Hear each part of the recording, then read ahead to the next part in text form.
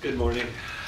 Welcome to the June 7th Planning Commission meeting. Today we're going to be resuming deliberations of the appeal of the hearing's official decision for the capital PUD, PUD 17-1. My name is John Borowski. I'm chair of the Planning Commission. Commissioners, could you go around and introduce yourselves? John Jaworski. Kristen Garrett. Bill Ramble. All right. Staff, do you want to lay anything out before I get going? Did you, with regard to Baker's participation? Okay. Well, let me back up a little bit. So, and this is Commissioner Baker wasn't at our last meeting. I mentioned at the last meeting that I would give Commissioner Baker an opportunity to speak to any of the issues that we had already addressed in the first meeting.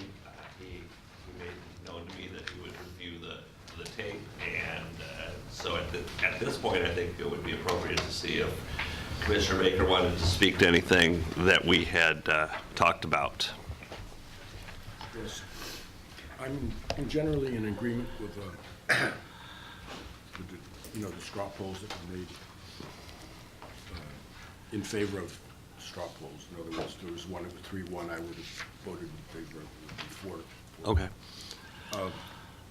There is one that I have a slight disagreement with, but it's not crucial, and that is, it's on page 15 of the AIS, and it's where the applicant is indicating that there's new evidence, that the evidence in the record indicates that the applicant's consultant conducted a half-hearted study of the site, and I thought that that was argument rather than new evidence, because it says evidence in the record. It doesn't, it says it's evidence in the record, and the rest is really argument, and that I didn't find the rest of that to be evidence. So, and again, I know that there was a distinction being made between evidence and argument. And I would have to go back. Do you recall what the commission's decision on whether or not what decision we made on that? It looks like it was a 4-0 vote to strike it as new evidence. Okay. All right. So other than that, is there anything else that you would like to speak to? No. Okay, then at this point, I will give staff an opportunity to present anything that they feel we need to. So, thank you, Commissioner Borowski. Before we dive into the substance of the meeting, I believe Commissioner Taylor had a declaration that she wanted to make. Great. I just want to make sure that everyone knows that I'm in the Fairmount Neighborhood Association. I have not talked to neighbors, but I have not talked to neighbors about this. And I haven't even talked to my husband, so that I can stay non-biased. Obviously, I've seen the signs, so I feel like I have and can work through the record and participate in this way.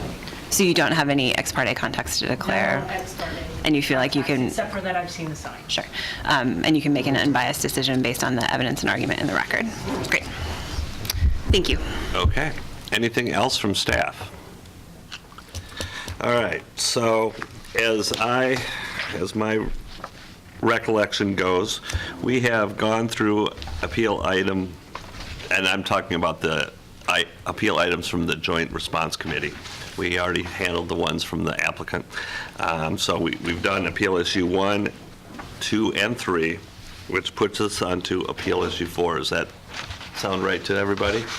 Well, the only thing would be if you wanted to reconsider the one that I mentioned on page 7, which was the applicant's one, based upon my comments. It's up to you. So just to clarify, Commissioner Baker, the issue that you had comments about is part of the applicant's motion to reject evidence. Right.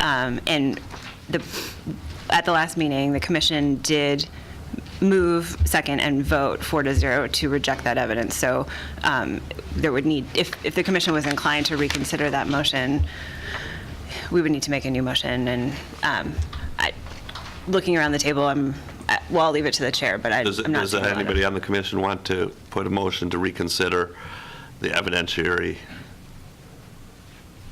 Seeing none, I think we'll just move on past that. Okay. All right? Thank you. Okay, so appeal issue 4. The hearings official incorrectly interpreted the language and requirements of the development standards EC 9.9630, subsection 3, subsection B. I will open it up for discussion.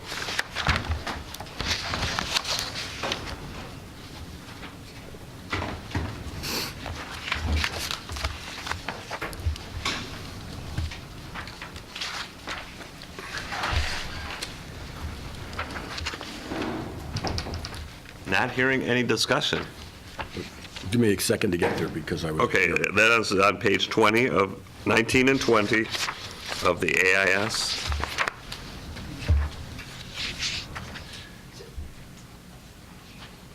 Can I ask a question? Yep. I don't really have a discussion item per se. I'm going to go back and kind of revisit my question that I really brought up maybe too soon, because now we're diving into development standards, and all development standards, in my review, are not created equal. But I did have a couple of questions in terms of how PUDs in this area or similar maybe refinement plans that have maybe a similar type of approach. Is that right now we have many properties, obviously, that are involved in the application. And there are some specific development standards that really where I'm going to get to it more specifically is the bulk height scale.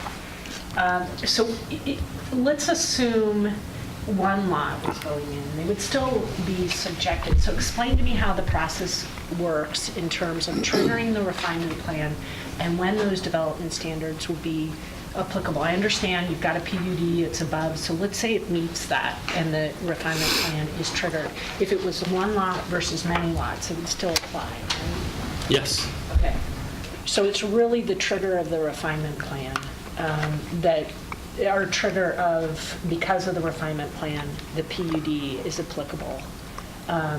Right, so the code sets out the applicability of PUD procedures based on a variety of factors, particularly in the South Hill study, based on a combination of elevation, size, and the project itself. PUD is also available to applicants on a voluntary basis, and in this case, Nick, remind me, I believe it may actually be zoned with a PD overlay.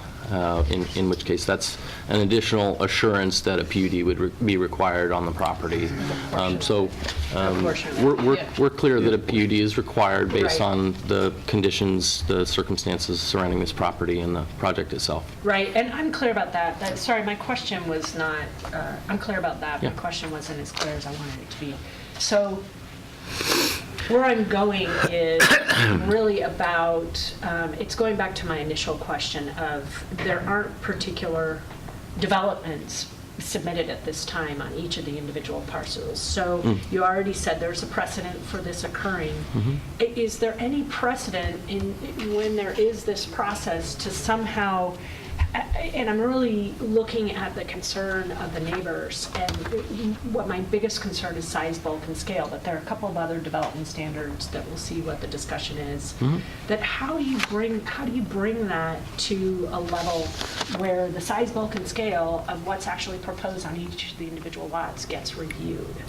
Well, I think each project is unique in a sense, and so what our charge as a city and you as a planning commission is to evaluate that particular project against the applicable approval criteria, in this case, it does involve a number of development standards from the refinement plan.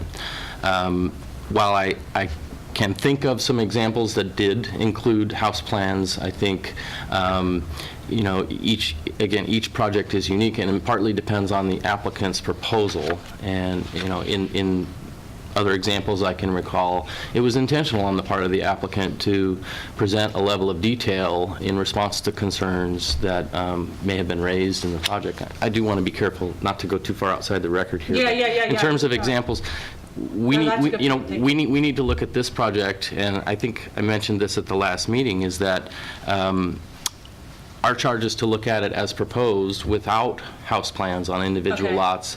And I think it's within the commission's discretion to evaluate, is that enough information, enough detail about the specific development in order to meet the approval criteria with regard to bulk, height, scale, et cetera. Right. And, you know, the hearings officials, you're vetting whether or not the hearings official made a correct decision, Yeah. which in this case was to approve it with conditions, without specific house plans, but in reliance on a variety of things, including tree preservation, Right. you know, views, and primarily reliance on the R1 development standards and effectively the building envelope created by these factors, you know, preserved areas, setback areas, building height, you know, within the Lot R1 coverage. zone. And I think part of that finding on the part of the hearings official included at least a note that the applicant's not requesting any modification or increase in height, for example. Okay. So yeah, based on those factors, your charge is to look at whether or not she erred in, you know, approving the application Okay. without house plans. Okay, thank you. Yeah. Thanks for spending the extra time to read Yeah. it. I appreciate it. Okay. Commissioner Baker. And I have a similar question too, because the South Hill study, is that applicable only at the PUD level, or is it also applicable at the lot level? So the approval criteria within the PUD under criterion 2 require compliance with applicable adopted refinement plans. So in this case, that is the launching point for an evaluation of how it meets those policies. There are any number of other scenarios I can think of that would trigger a review of South Hill's study policies. Perhaps it might be a subdivision without the requirement for a PUD. But to answer your question, no, I can't think of a situation where we would be looking at a PUD that's approved and individual lots within that to reevaluate at some later stage, for example, at the building permit stage, to say, all right, we're going to take a whole new look at these subjective criteria and determine lot by lot whether it meets those approval criteria. Does that make sense? Yeah, and that's my concern, is that, you know, there's a review that happens here, but Right. we're not doing it Right. because we have limited information on certain area, things like height and bulk and... I think partly that's, well, it's, again, a combination of factors, but to evaluate those subjective policies at the time of building permit would constitute a new land use decision individually for each of the, 34 lots within the PUD. And I assume that those decisions would not be appealable to LUBA or any other body. Well, they most certainly would. In the case that we were applying discretionary standards at the building permit stage, I think that would definitely be subject to further appeal. I mean, feel free to So I just want clarify. to clarify Commissioner Baker's question. If the city proceeds as it normally would in the building permit stage and only looked at the development standards in the code, those are not discretionary decisions, and so that decision would not be appealable. However, if the city did what it appears that you may be suggesting, and at the building permit stage went back and looked at some of those subjective criteria in the plan, then that would become a subjective new land use decision that could be appealed to LUBA. So in the normal course, no, but if we went back to the plan, yes. Okay, so in other words, we're considering the South Hills Plan study at this point in time, but with limited information, but later on, there's no way to Reach back. reach back and include it or appeal an issue that was, you know, there's some disagreement on whether it, Yeah, I think that's correct. okay. All right. So getting back to appeal issue 4,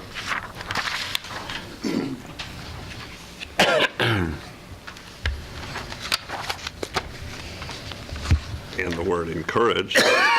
Anybody care to comment or make a motion on whether the hearings official erred or not?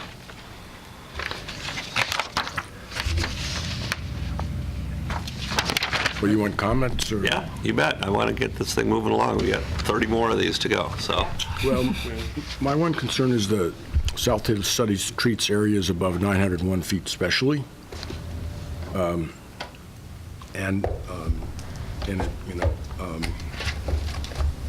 I don't see that reflected in some ways in the plan. In other words, the open space that's provided is mostly, there's a very small amount above 901, the highest on the ridge, and most of it is on the other parts of the site. And that doesn't seem to be quite consistent with the South Eugene plans calling out for a special treatment of this area above 901 feet. So that, that's one of my concerns about this particular issue. And again, I don't know how it, how to,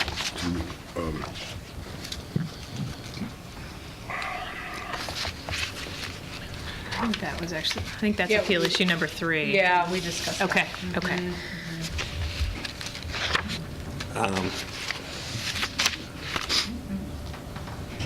well, no, now, this is where it affects development standards, which would be. Right. Right, but just to clarify, the development standard, as it's called, that's relevant under appeal issue number 4, is not specific to the 901-foot elevation. It relates to purposes of clustering and preservation based on factors that are listed there. I won't read the whole thing. It's in the packet, but it has to do more with encouraging clustering of development in areas characterized by shallower slopes or least amount of vegetation, for example. So for me, on this one, I think the hearings official got it right in the fact that, yes, the plan says, I think if all of the property were above 901, there would have been different, may have been different configurations, but I think that the hearings official actually looked at where roads had already been built, where buildings had already been built, the steepness of the slopes and those things. And it says encouraged to do that. It doesn't say you have to do that. And so I'm feeling that the hearings official looked at the property, saw that it was the appropriate place to develop it, unfortunately, is above 901 feet. The other ones that are below that had specific challenges that made it not appropriate to do it. So in my opinion, I don't feel that the hearings official erred on this issue. Is that a motion? I was actually going to echo that from my perspective. In looking at it, I think you're right. I think the hearings official looked at the entire property, and I know it straddles, that 900-foot mark, which is established, I know, in the code, but to a certain degree is arbitrary because we picked 900 feet at some point. And so looking at the entire development, and again, the word encourage rather than require, I think I would agree with the chair. I think the hearings official got this one right. Commissioner Jaworski. Sorry. Yeah, I just have a question. I don't understand if there was an issue with the 900 feet, and we're looking at clustering and whatever to help reduce the impact on the land above 900 feet. Why wasn't there any consideration of those lots? And when I look at the 900 feet and I look basically at, it's hard to read my thing, Street A or whatever, they're like above that Street A component for the most part. Why the hearings official didn't say when you build on those lots that I either want you to be close to Street A and set close to the road and the lots above it to be set back deep so that the development therefore wouldn't be occurring at, I don't know the elevations here, 1,000, 1,200 feet. They would be occurring much more closer to the 900-foot line. Why something like that wasn't done to require them to do that when they build these buildings? And I can't speak for the hearings official, but I think you're on to something as far as the substance of what the Planning Commission could consider or evaluate. If, for example, you felt that she erred by not adding some restrictions that would, I think, potentially be within the purview of the commission to establish additional. Well, that's what I think. Since the fact that we're not seeing in this PUD any location and siting of housings or even a discussion of, at least I didn't see it, CCRs or what would be required, I think that something like that should have been considered so that when they build along Street A, they should build closer to the street rather than set back and up at a higher elevation. And when they build off of whatever that blue line is, I can't read my own copies here, they build deeper in those lots so that all the development that's occurring would at least be close to the 900 foot and not near 1,000 plus. Sure.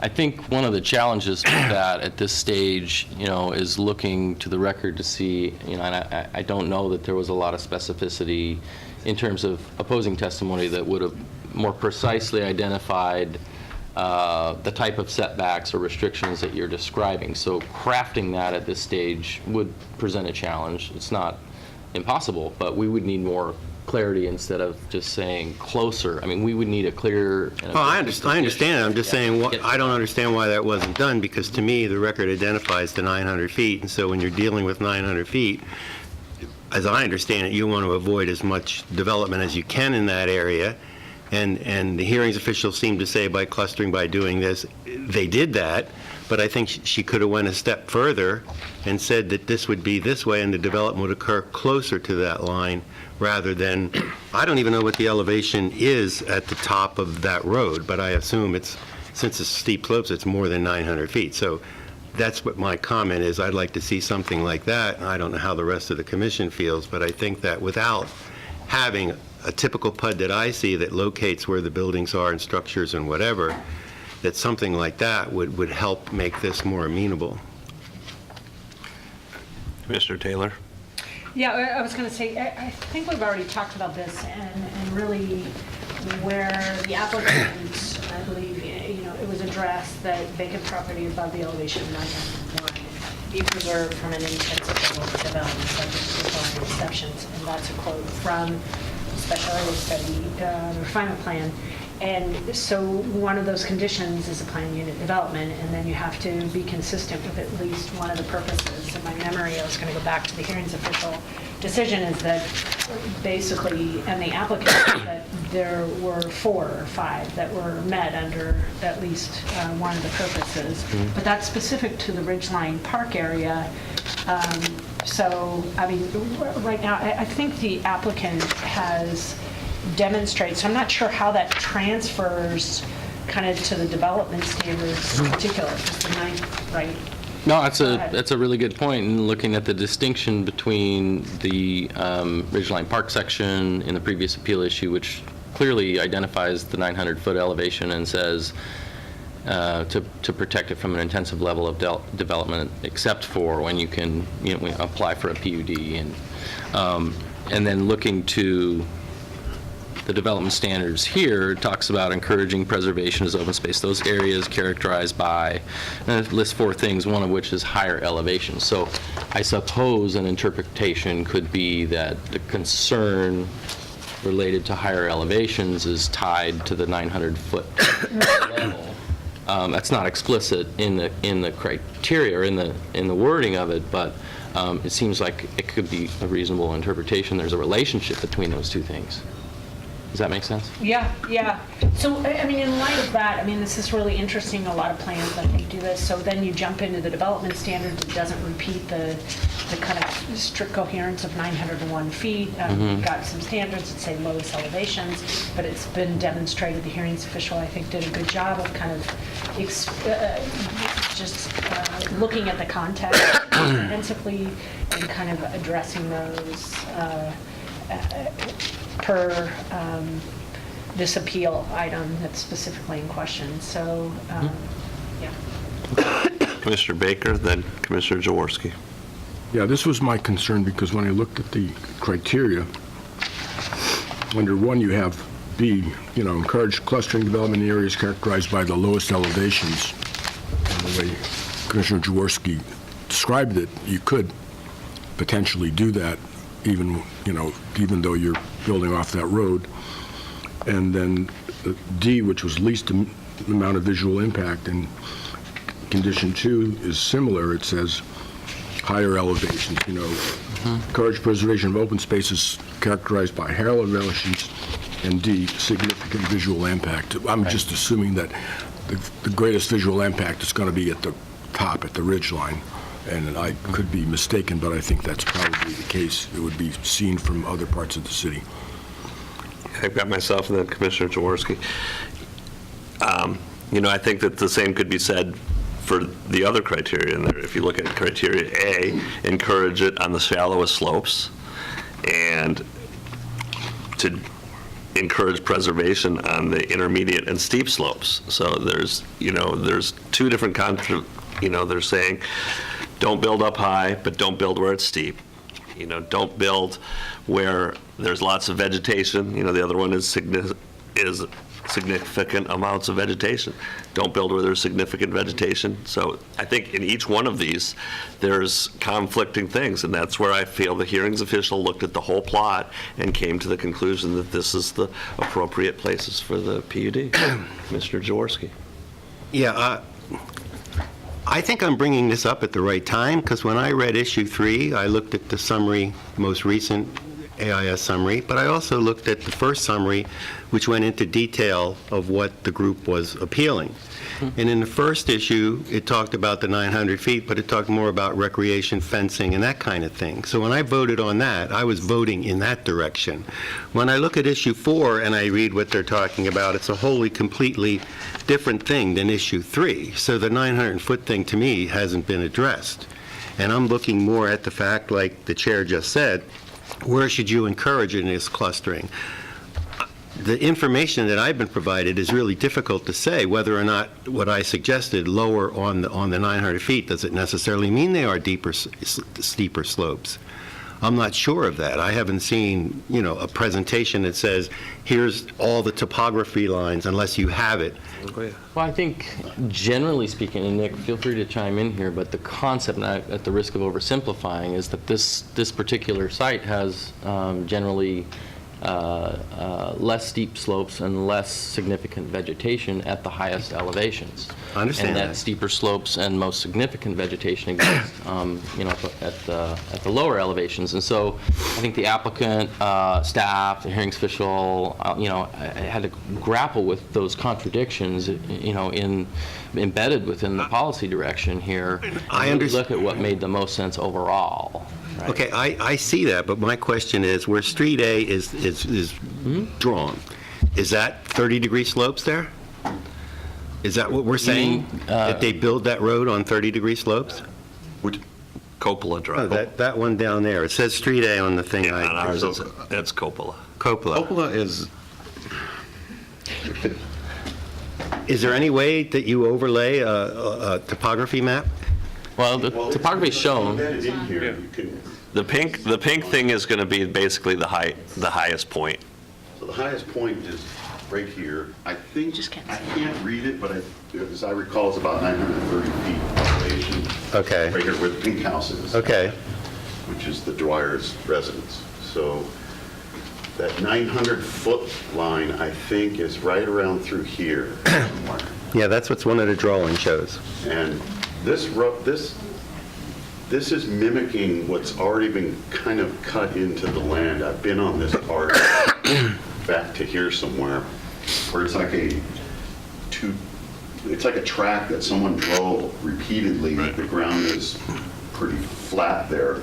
You can drive a four-wheel drive, I guess, right through here and get to about here somewhere. And so they're using what's already been cut into this, what is slopes this way, and then where Coppola is, and then it slopes really significantly downhill from this part down.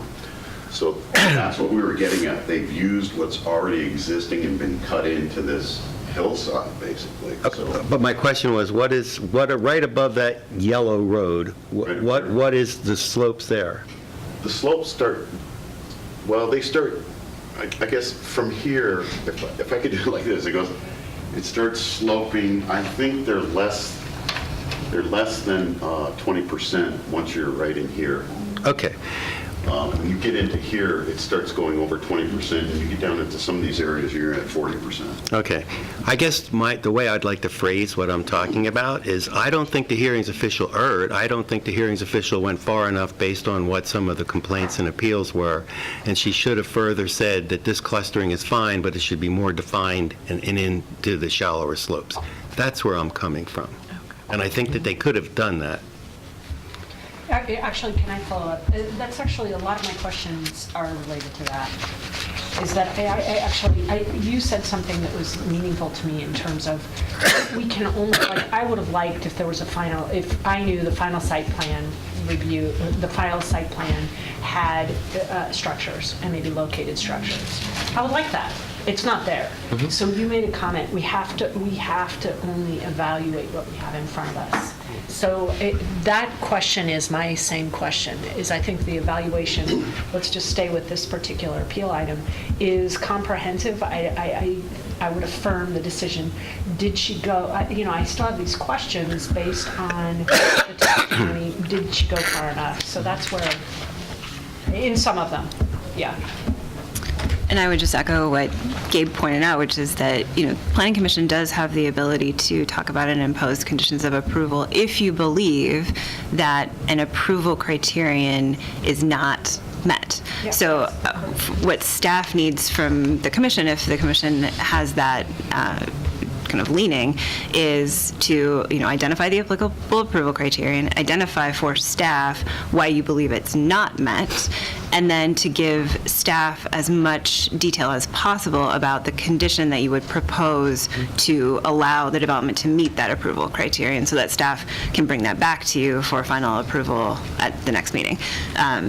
So just to kind of put that legal overlay on it again for you. I'm going to go to Commissioner Randall, then Commissioner Baker, then back to you. And I guess kind of getting back to what Commissioner Borowski said originally. Get some water. What I was thinking, and looking at the hearings official's decision, as far as balancing all of those aspects, on page 19 of her decision. I was going to read the same thing. Yeah. She said, under the terms of South Hills Development Standards, the applicant is encouraged, in quote, to cluster development where, in general, it would have lesser impact, and to preserve areas that, in general, would have more significant impact. As the property characteristics are listed, the lesser impacts are related to the shallow slopes and lowest elevations, and the more significant impacts are related to steep slopes and higher elevations. However, as the staff report correctly notes, on the subject property, the steepest slopes are at the lower elevations, and the shallowest slopes are at the higher elevations. Consistent with the stated purpose, the hearings official interprets these standards to encourage the applicant to propose a development that uses procedures afforded through the PUD procedures to balance the clustering of development and preserving of open space in a manner that would most effectively minimize the overall impacts. And just looking at the layout here, as Nick was pointing out, her slopes are in the lower areas where it's being preserved, and then it's still steep, no doubt, south of, I guess not south, east of Cupola Drive. But then as you go up higher on the hill, there are lesser slopes. And so I think the hearings official did okay in the interpretation. I mean, could it have been done differently? Maybe. But I don't think that's at least that's not my issue here. Okay. Commissioner Baker, and then Jaworski. Let me pass for a minute and Thank you, get my thoughts. Commissioner Jaworski. Yeah, I can respond to Commissioner Randall and say that if you're looking at steeper slopes and shallow slopes, which she did, and I don't disagree with that, but then she didn't look at steeper slopes and shallower slopes from 900 feet up. That's the point I'm bringing out. I understand that. She just forgot about it after that. And I'm saying that if she wanted to be consistent with building in the shallower slopes and avoiding the higher impacts, which on page 6 basically says to encourage shallower slopes, lower elevations, least visual impact, she didn't do that. So she didn't encourage enough, in my opinion. So I know where I'm going to go. I might be outvoted, but I just don't think she went far enough. I don't think she erred. I just think she just stopped too early. Okay, Commissioner Baker, and then I'm gonna look for a motion on this one so we can keep moving. No, I was just going to suggest that, one approach would be to have a condition of approval that on each lot that you would locate the building site in the location that was, shallowest or lowest elevation. So In other words, you could add some criteria that would encourage the final site development to include some of these criteria that are being. So my understanding would be then, if there's a vote that the hearings official erred, we might be able to add that criteria. If the vote of the commission is that the hearings official did not err, that would not be appropriate. Is that correct? Okay. I think that's potentially a slippery slope. I mean, if you get to the lowest elevation, once again, as was pointed out in the application, if you look at the design, the lowest elevation on some of those lots, you have to be in the condition. My concern, I appreciate the Yeah, intent, I most definitely do, is that it's the language that you are suggesting would not be precise enough from my perspective to write a condition that the applicant and everyone participating could fully understand. I mean, it's involves so much discretion and unique situations on each lot. We would have to do pretty extensive analysis and then come up with something more quantifiable, honestly, to do it right, in my opinion. That's fine. I think Yeah. we could, word it in such a way that you'd give a slope that would be acceptable and an elevation. Okay, at this point, I'm going to make a motion. There will be opportunity for discussion on this motion. I move that the hearings official did not err in issue 4. Second. Okay, now there's an opportunity for more discussion. Commissioner Jaworski and then Commissioner Randall. Prior to the motion being made, there was the statement made that I'm sort of confused on. It was stated that the commission, we can either vote the commission erred or we can vote to confirm what the commission did, and only if we vote that they erred can we add something. I haven't seen that on others. I've seen other scenarios where there are 3 options. Either the commission, the public hearings official erred, the public hearings official did not err, or you want to add conditions. I've never seen it that it's either or before you can add conditions. There's always been 3 options. So I want to make sure I'm correct before I talk about this more. So I think it's a little bit a matter of degree. If the commission finds that the hearings official did not err, and in this case she decided that the approval criterion was met, then there's really no basis for the commission to impose a condition because the approval criterion is already met. You don't need the condition to get the applicant to meet the approval criterion. If you feel like the approval criterion is not met, but you can get there with a condition, then technically you would find that the hearings official erred because she decided that it was met without a condition. And we've phrased it differently in the past where we have said, affirm, deny, or approve with conditions, or deny. And I think approve with conditions at bottom means, okay, we didn't think, the hearings officials didn't get it quite right, but we can get to the same place with a condition. So I think we're kind of saying the same thing in 2 different ways. Okay, and I'd also like to just add that I think that what Commissioner Baker added could easily be clarified by saying above the 900-foot line on those lots, not all lots. And I think what you had said specifically before, that each of these lots, when they be built, they're going to be looked at. So if they're looked at for building permits and other things, I don't think it's that difficult at that time to take a look and say, are you building on the lowest elevation in this lot possible? I don't think that's that difficult for them to do when they're going in for permits and they're trying to build something and they're actually citing where it's going to be or how big the footprint is going to be and the height, those things. So I think I would, if I may speak on behalf of Gabe, I think one of the things that you are right, that if there's a clear and objective condition of approval, building official at the time of issuance of building permit can go back to that condition and say, is it met? Does the building also comply with the condition? If a condition is written, the tricky part is how to write the condition to make it clear. The lowest elevation possible is seems clear, but depending on the circumstances of the lot may not be. And if it's not, and the That's all applicant that can. was possible. I understand that. I don't see where that's a Well, problem. if, the applicant says the lowest elevation possible is here because I have to do this grading and there's a big rock in the way, I don't know. And the city staff says, well, we think the lowest elevation is here because you could do these other things. All of a sudden that becomes discretionary, and then we've got a new land use decision. And so, Doesn't that exist now when someone comes in to build a lot? They don't question where they're putting it? As long as it meets setbacks? In this case, the backdrop, the baseline is the R1 development standards. So Yeah, I understand those are that. clear, yeah.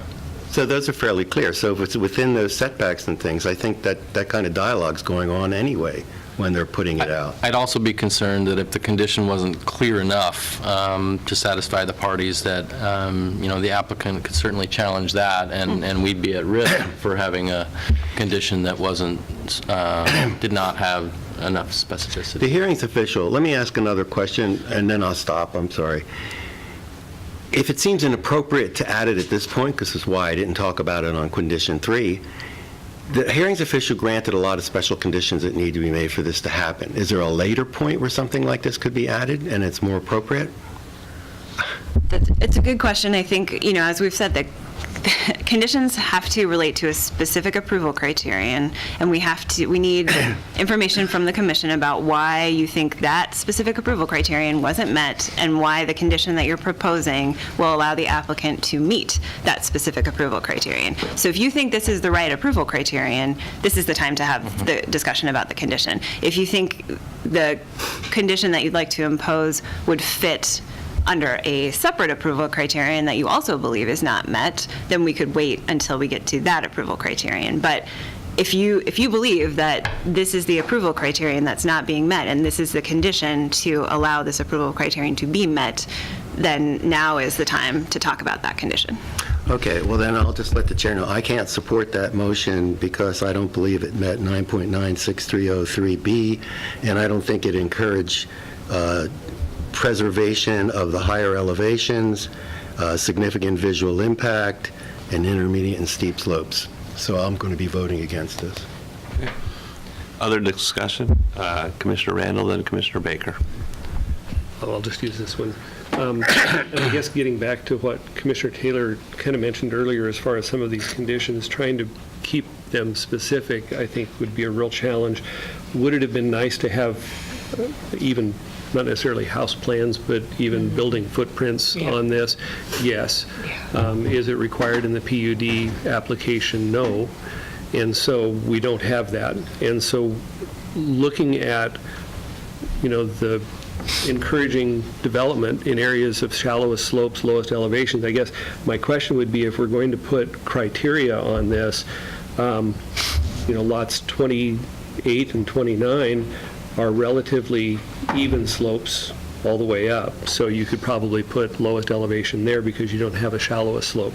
Going over to lot 30 and 31, your lowest elevations are the steepest slope, and your higher elevations are the shallowest slope. So which one do you pick? Well, the analysis. That's where I think we're getting into, again, going back to the hearings officials' original, looking at everything and the whole project as a whole. I think I would affirm her decision. Okay, Commissioner Baker.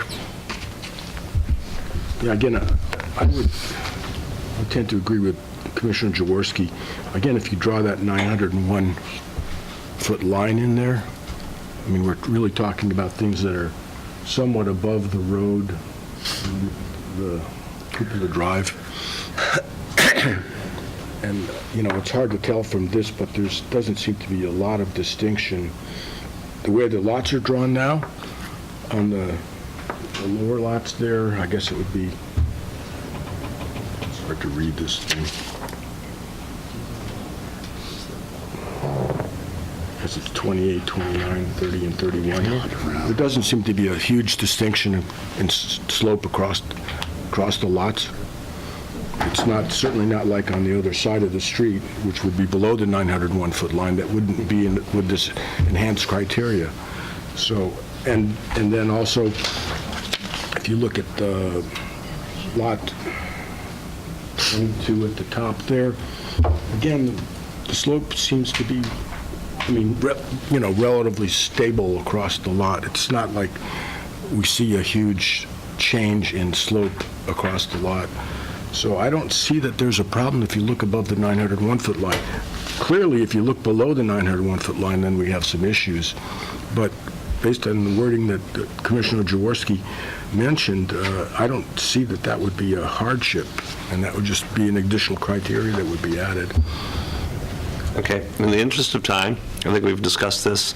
I would like to have a straw poll vote of where the commission is on whether or not the hearings official has erred. I put a motion that said the hearings official had not erred. Those that... Yeah, I'm sorry, just a procedural issue, can I clarify? Yeah.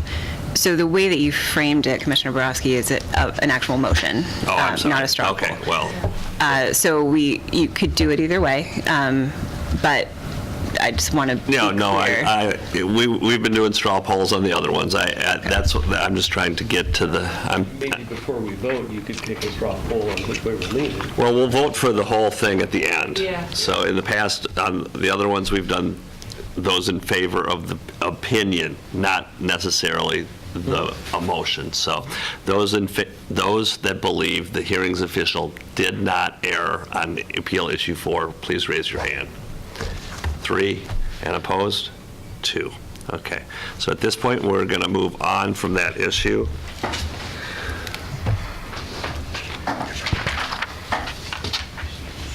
This is a matter of time. It is 12:20. We're meeting until 1:30. You have a final meeting on Tuesday night and a lot of appeal issues to get through. So just putting that out So there. I'm going to try and kind of move it along a little bit more thing. Appeal issue 5, that the hearings official, and I'm just going to be brief on this, the hearings official finding regarding the consistency of the application are based on 2 errors. She failed to consider that by their own admissions, the investigation conducted by branch engineering was a preliminary study and the limited scope of branch engineering's. At this point, for me, it would be helpful if staff could talk us through what our decision points are when there's 2 conflicting expert opinions. Sure. So as the commission knows, your job is to evaluate the evidence in the record and to make a determination about whether you believe the hearings official erred in this case, she determined that the approval criterion here was met. When this is not the first time, nor will it be the last, that you are faced with information in the record from conflicting experts. You are entitled to review both of those, information from both of those experts, and then at the end of the day, Planning Commission, as the decision maker, gets to decide which set of information you feel is more, carries more weight. And it is helpful, and I think the hearings official did a good job in her decision, is helpful to staff if Planning Commission can articulate why you feel that one set of expert testimony carries more weight than another set of expert testimony. But all that you are required to do is to make a decision that a reasonable decision maker would make based on evidence in the record. So it's not necessarily the only decision a reasonable decision maker could make. It is just, it has to be reasonable, and you have to identify the evidence that you relied on. So. Okay. So with that, I'll open up Commissioner Baker. Okay. I have some issues with this because, and it really, it doesn't completely depend on the Schneider study either. It's just, when looking at the branch study, they describe it as preliminary, and also when they showed the map of the sites that they did test excavations, they were very limited in what they did test excavations on. In other words, it didn't cover quite a number of the areas where there's going to be houses built. It was literally along the road, not where the drainage was going to exit out of the site to see if there's going to be issues there. So I just think that it doesn't qualify as an in-depth detail analysis of the site. If there had been more samples taken, at, a greater kind of a cross-section, in other words, some of those samples along the road had been placed in other locations, rather than that one strip, then I would feel differently. But as it is, I feel that it is not a in-depth, detailed analysis of the site. It's a partial. And the engineer itself calls it preliminary. So that's my concern. Okay, Commissioner Randall? And it has nothing to do with LiDAR or any of that other stuff and that it's just that from looking at it as a study. Commissioner Randall? I guess I have a question for staff. At the tentative PUD level, is an in-depth geotech required, or is it, how is that worded in It's from the EC. 98320? It's from EC. Yeah, I think it's important to relate it back to the approval criterion, and so that actually goes to the South Hill study policy regarding, I believe it speaks to adequate geotechnical evaluation both on and off site, and then it lists a variety of different soil conditions and depths. My understanding is that yes, the geotechnical evaluation was required based on those factors listed, and I think that comes back to this evidentiary question, whether or not hearings official and now the Planning Commission believes that the evidence presented in the applicant's materials was sufficient to show compliance with that criterion. The distinction of is it preliminary or is it, detailed enough, I mean, that's I think a fair question, but in practice, it's quite common to have what you might characterize as a preliminary study, in particular, inherently because they do not have specific house plans. And so one of the things that we recommended in the hearings official adopted or imposed was a condition that specifies the requirement for further, more detailed geotechnical evaluation with regard to pretty much every kind of permit that would be needed to implement and build this development. Site development permit for a private road, the public improvement permit for Capitol Drive, house plans, individual building permits, and et cetera. And so that's a fairly robust set of requirements that ensures the geotechnical engineer's input and evaluation pretty much at every stage until it's completed. And that's actually where I was going next with that, because there was a condition imposed, one of the conditions of approval, that would require a geotech from a certified engineer for any PEPI building permit, site development permit, for the initial construction of infrastructure and residences on individual lots during future development. And I guess at this, what makes me feel comfortable with this is that you would then have a very specific geotech analysis for the specific site, for the specific house, before you could build, and you'd have to show that and deal with that at that point. Yes. And I think, you used the word robust, and I think I would agree with that. So I don't believe the hearings official erred on this one. Commissioner Taylor? I'm going to go back to, I would have liked to have seen more information in the application. So, but I do feel very strongly that we're here with a certain role. We're here to actually evaluate the application in front of us. And does it comply, at least the application and the materials in front of us? And I actually concur, I agree with Commissioner Randall. That condition is really important, and as I'll bring up in the next one, and also I agree with Commissioner Baker on the last appeal item. I don't know how to get to some of these conditions without being clear and objective. So is the evaluation, just in terms of desiring, and I wonder, is that my desire based on, sure, I would have liked to have gone farther, but that's not what I have in front of me. So, yeah. Commissioner Jaworski? Yeah, two things. Number one, it's the condition of approval. Is that on the site, or will someone have to hire an engineer every time they're building on one lot? They'll need to hire an engineer for each building permit. So I could see a scenario where an individual lot owner in the future, it could be years down the road, they're still bound to this requirement, and they'll have to hire their own geotechnical engineer, for example, to make recommendations on the foundation, drainage. Where the siting will be. Yeah, well, that too, yes. Well, but if they were doing that, then I don't see why my other thing I discussed couldn't be done at the same time if they're getting that specific. Let me say one more thing. On the initial AIS, page 146 on this particular, and I don't know why it was there, issue number 5, but when you get to the next page, it goes, 9.9603D, the development be reviewed to encourage clustering of open space elements of different developments in order to preserve the maximum amount of continuous open space. Why was that in the AIS when all you're doing is talking about the technical report?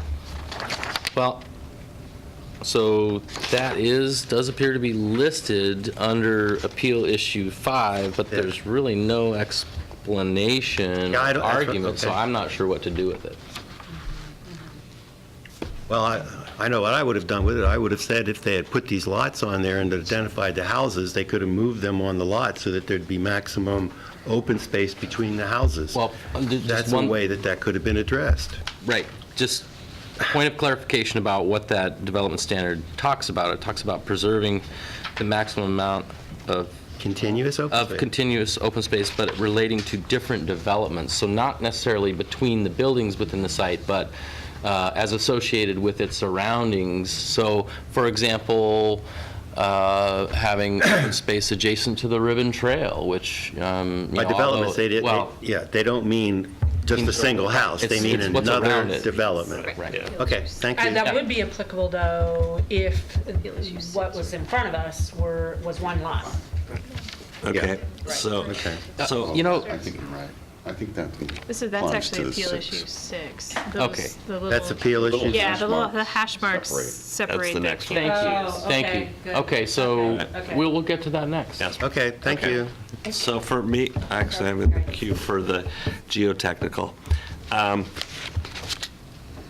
Again, I agree with some of my other commissioners that this is, I think that they have met the criteria. The concern that I have with the conditions is, yes, you look at a specific lot, but geotechnical issues can cross lot lines. So if you develop something on one lot line, it may be geotechnically sound, but the compounding interest of that may, and so I think that, looking at it as a whole, as the whole area is important.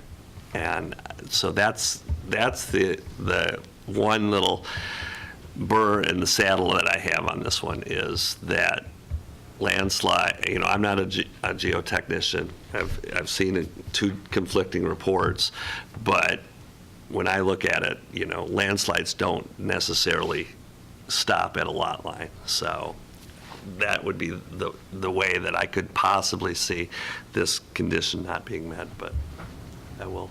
Commissioner Taylor. Actually, that was my question, is I want to better understand. I mean, I have some idea, but have it be part of the discussion, is in this individual submission at the time of either a PEPI or a building permit for the development, for the site or for the residents, what does that look like? Because actually, there might be, hopefully, there's some accountability for that within that process in terms of off-site impacts at that individual lot. And if not, your point, actually, I can imagine us adding some language, that condition that could be clear and objective in terms of clarity, that in that evaluation, ensuring there's constructing a way that there is an off-site, that basically it's contained within the site, that's engineered and designed. But I'm thinking that process hopefully already addresses that.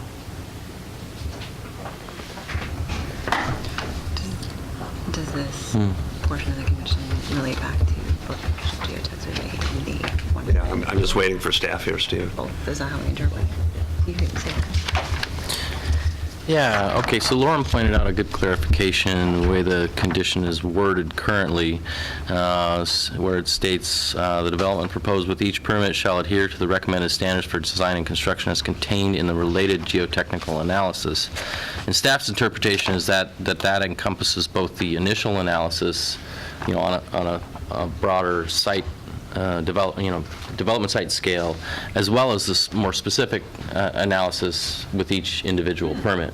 So I think, add that? well, we can. We could add some wording there to be clear what it entails. I was going to say that I think that, and I can't speak as a geotechnical engineer, but that I would, I think, fairly safely assume that off-site impacts would be part of their professional duty and responsibility to look at, hey, am I siting a foundation in a stable location that would not cause a landslide, just at the risk of oversimplifying it. Yeah. I mean, that's inherent in the kind of evaluation that they would typically do. Yeah, and this goes more to the neighbor's concern, which is loud and clear, is that there isn't making sure that we're thoughtful in a way to get clear and objective standards where we can to address the fact that we're not getting, we have a certain application without a level of detail. So if that's, yeah, so, yeah. Commissioner Baker, and then we're going to try and figure out some form of motion here, please. No, I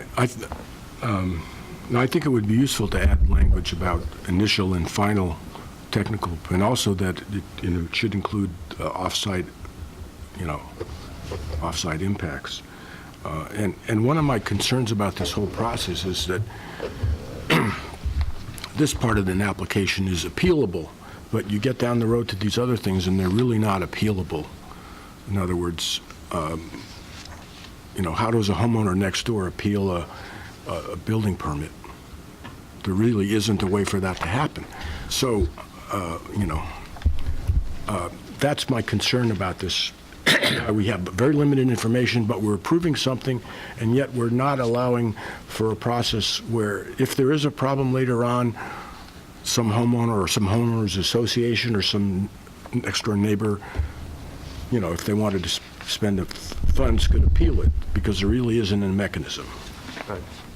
Can I just want to do my best to tease out a couple of issues that I feel like I'm hearing in the Commission's comments. I want to echo what I've heard Commissioner Taylor say a few times, which is for good or for ill, the Commission is limited in its decision-making in a number of ways. As you know, because this is an appeal, you're limited to the evidence in the record. You're limited to the appeal issues that have been raised before you. You are also limited to the application materials that have been presented to you. And that can be frustrating, and there can be broader policy implications to that, which I'm hearing in some of the Commissioner's comments about, does this, in this particular development site and maybe overall, make sense to ask the Commission to approve PUD plans that don't include more information about where the actual buildings will be located, et cetera. The one question is, does this particular application, whether or not you have kind of policy level issues with it, comply with the code criteria?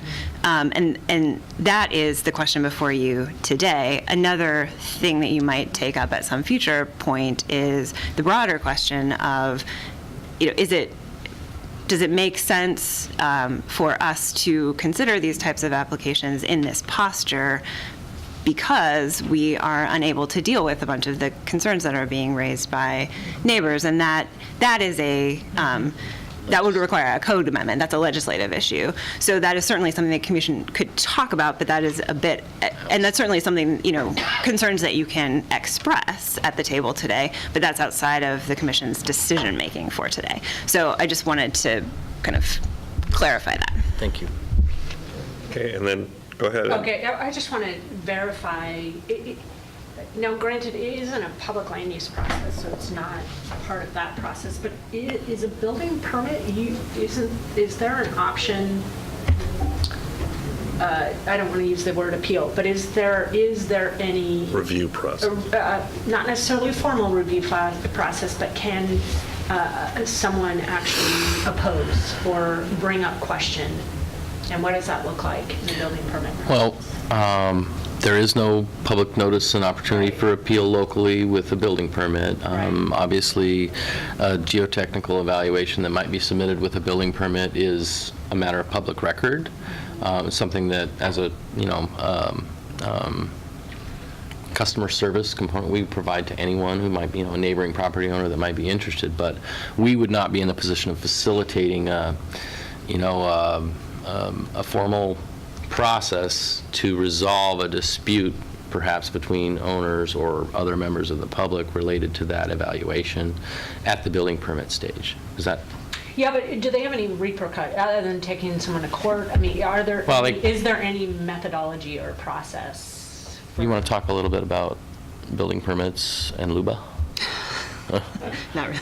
Okay, I don't either. Because really, if you're going back to the initial analysis, that's where I'm talking about. It's an interesting tie that. It is, I agree. Yeah. We're getting a little bit away from the approval criteria and our time as well. So I really think we need to focus this and decide whether on appeal issue number 5, anybody feels that the hearing's official erred. You know, Commissioner Borowski, I'm sorry, this seems like enough of a concern that I think that additional, it's kind of the blanket discussion that we're having on each of these appeal items, and it really is. So if they can keep it short, I would love an answer. So I will say that I'm not prepared to talk to you in depth about Okay, great. options for building permits today. If that's something the commission is interested in, like you will be meeting again, so I could come back with more information for the next meeting. Mr. Randall. I have a suggestion. I think I would support affirming the hearings official's decision on this matter with an additional, as Commissioner Taylor said, an additional wording inserted into that about the offsite impacts as part, addressing offsite impacts as part of the geotechnical analysis that's required. I couldn't find in my packet the actual wording of the condition. And so, It's right here. without actually seeing Condition that. 10. Condition 10, okay. Yeah, and But have maybe staff can come back to us Yep. with that on Tuesday with a wording Yeah, effective that we- would insert that and kind of strengthen that a little bit. I mean, right. We can certainly do that, and I think I have enough clarity on sort of 2 fronts in terms of modifying the condition of approval. One relates to specifying that it, the adherence to the recommendations of the analysis relates to both the initial or preliminary geotech evaluation as well as the more detailed ones with each permit. So it encompasses both, and with the addition of some clarity around addressing off-site impacts as well. Okay, We can with do that, then I think what we'll do is we'll table the vote on this appeal until Tuesday when staff comes back with more analysis. All right? Is that amenable to the commission? We'll bring it back. All right. And let's move on to number 6. Hearings official error in determining compliance with standard EC 9.630. Commissioner Jaworski. Yeah, I just got some general questions that, in the vein that we're talking, because a lot of these are so related. When I look at a planned unit development, I don't understand the definition, and maybe you can correct me, but I think I hear the word unit. This is more like a planned lot development. And I can't answer these questions of how things are going to impact open space, clustering. Clustering of what? I haven't seen any of the houses. The PUDs that I've seen and reviewed before have all the units in them, and they actually show this is a pocket little park. This is this. They show where there's going to be recreational areas or whatever that are needed and where they're going to be. This doesn't show any of that. So how can we answer a question of is there really clustering, except that all the lots are in, I mean, if I look at them, I see lots above and below. I don't really see clustering. So I don't understand how any of this can be addressed. So that's my first question is what is a PUD? Secondly, do PUDs require or is it optional to have CC&Rs, which could have addressed a lot of these issues if the developer had put in that when these units are built, they will adhere to this in order to make this compatible based on all the various plans. So that's another question I have. And then the third, because I saw it in the record, And it's important to me because it had me wondering when I'm looking at these things, because there's so many unanswered questions. It's implied that the application was submitted and staff requested additional information before it was deemed a complete application. But the applicant forced the application. So my question is, I don't know if it's appropriate, what was the additional application the staff asked for that was not supplied? Since that's mentioned in the record. Thank you. Okay, well, so I think it's important to recognize that planned unit developments, at least in my experience, come in all shapes and sizes, all variety, all manner of different scenarios I can imagine, whether it's example like Crescent Village, where we've got much more detailed plans or a mix of uses, or, on the other end of the scale, a PUD with specific house plans, in a very detailed manner, or sort of in this middle ground where, an applicant's proposing lots and streets and layout for preservation areas. And so because planned unit development isn't defined more precisely with a requirement, in this instance, to have specific house plans, and the criteria are rather subjective, it, I think, enables that variety. I think part of the intent of the PUD is to allow for some flexibility, not only with respect to development standards, but in the level of information that's presented. I mean, I think it's important to recognize that this is the earliest stage of a four-stage land use application process. And so a lot of times we talk about it being conceptual. And here, I'd say it's highly conceptual in the sense that we're relying on R1 standards to define a building envelope and tree preservation areas, in the absence of house plans.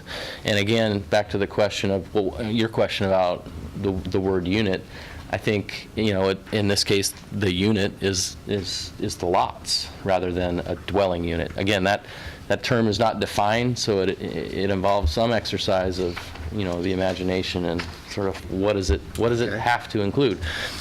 To Lauren's point earlier, there could be legislative changes, not a part of this application, but to better specify, for example, if PUDs over 900 feet, we wanted to require specific house plans. That'd be the kind of content of a conversation around a policy change to increase the level of expectation and detail. Absent that, and back to Commissioner Taylor's comments, sort of we have to work with what we've got in this case to determine whether it meets the criteria or not.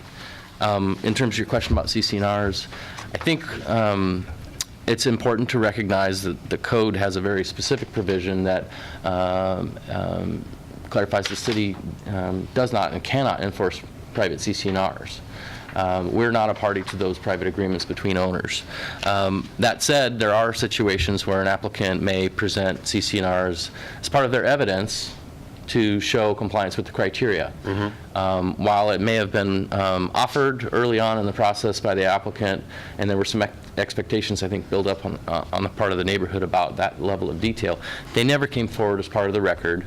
And I would just point out that if the city staff, for example, were to rely on particular elements of a CC&R to say, all right, you're proposing a limitation on home size, for example.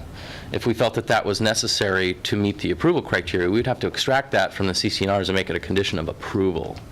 So the absence of CC&Rs here is another thing that I think establishes a baseline with less specificity rather than more. It could have been provided, it wasn't. And again, your charge is to look at, well, in the absence of that, and with the information we do have, is it enough to show compliance with the criteria? So we're not in a position to require CC&Rs. Okay. And then in terms of the complete application, Nick's looking back at the completeness review. I'm not sure exactly what individual items were still outstanding or requested from staff that the applicant didn't provide. But as I'm sure you know, the statutory right of an applicant is to request that it be deemed complete and move forward. And taking that risk and realizing, hey, there may be evidence staff's asked for, we're not going to provide it. It might harm us in terms of the evaluation and approval of the PUD, but I'm making a choice if I'm applicant. Hey, I think I can still show compliance without providing that. Or sometimes they may even have it deemed complete in order to move the process along and provide additional information later. But I'll let Nick talk about the specifics if there are. Is the completeness review part of the record? Yes. Oh, yeah. Yeah. And there were multiple rounds of completeness in this case. So this was a June 26, 2017 letter that's in that massive, towards the end of that massive record that we have. There was a number of things that Public Works was looking for that I believe they resolved when they resubmitted. I don't even want to go through all that. Okay. It was about traffic safety and stormwater and things like that. Was it- They gave plans that show that, but Was there anything specific Yeah. to that concern or question related to appeal issue number 6? Yes, yeah, because it's related to all the issues to me, and it's continuous that's going on, and it seems like we can't shake it. In other words, what I'm hearing is that someone can come in with a minimal application, yet they're required to meet, in some cases, specific criteria. So rather than doing, oh, the hearings official did a balancing act, where is the point when we can say, you didn't submit enough for us to say you met the criteria? At any point through this process? Well, I've said that twice, and no one said anything. Okay, never mind. Okay, so for me, one of the issues on appeal issue number 6 that was raised by the Joint Response Committee is the idea of the preservation area on the northeast corner. Nick, can you show us where Hendricks Park borderline starts? Because I'm pretty clear on where it is, but for the other commissioners. so this is north. Right. Going this way. I would have preferred this map this way, but Yeah. this is the way it came in. This Yep. is Hendricks Park. Right, This is the shared boundary that Yes. this site has with Hendricks Park.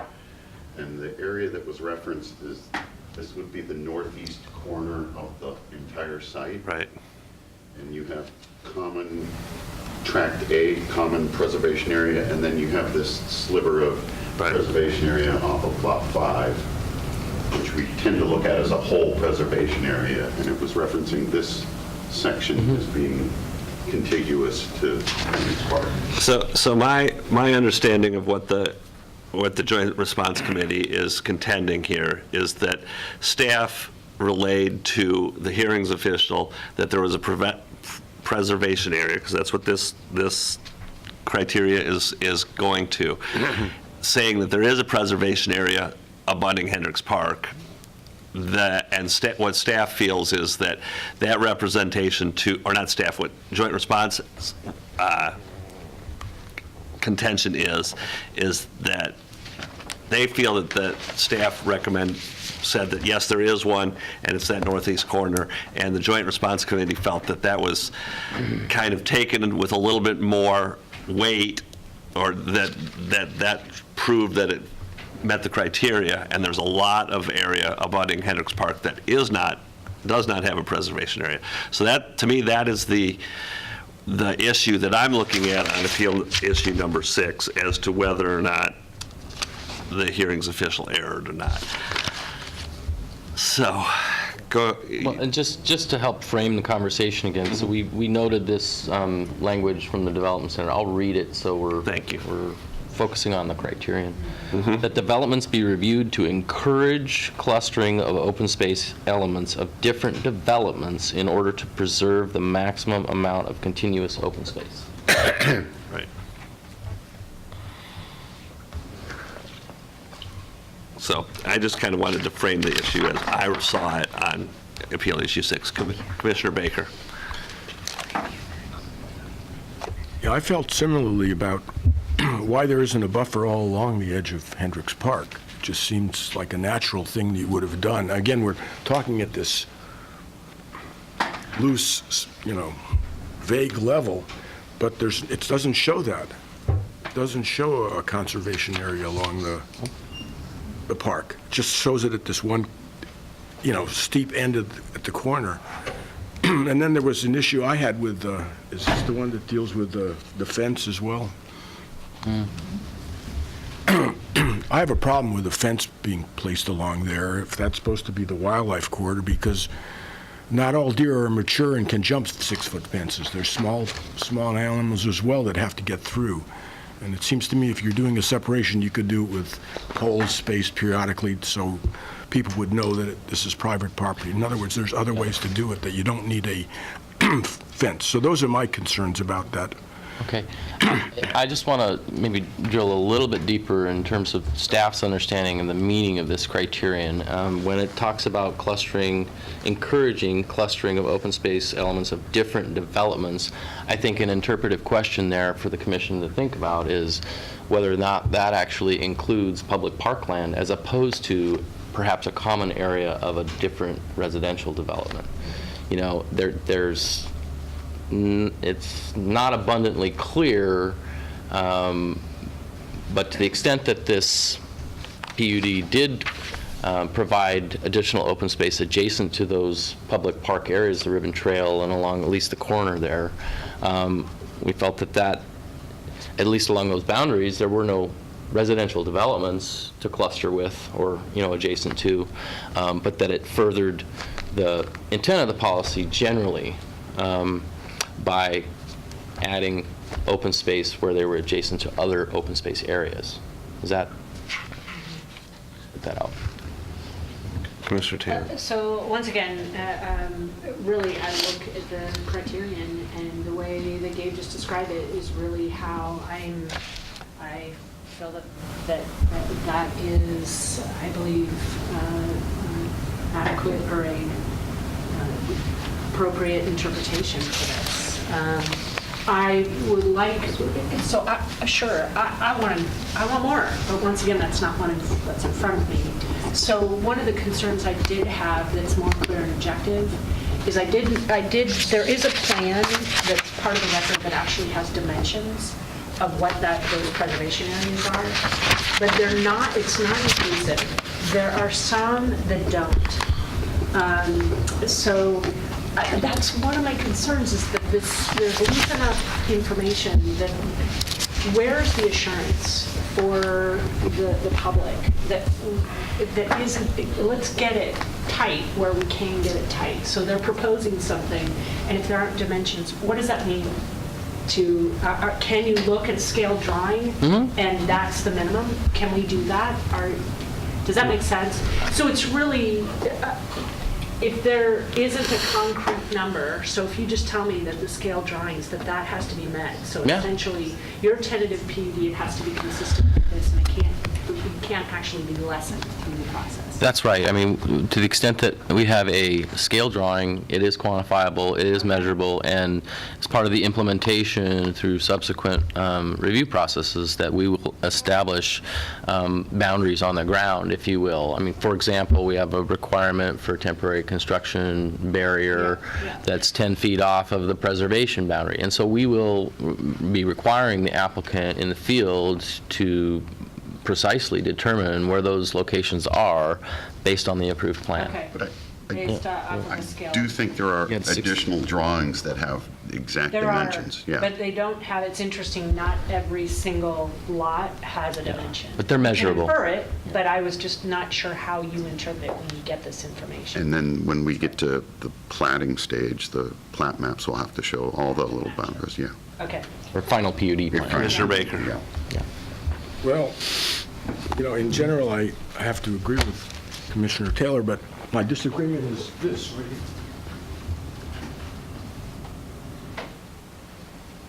And why this isn't, in other words, if you cluster this slightly differently, and you could have, you know, added another lot here, because it's the same flat slope as over here.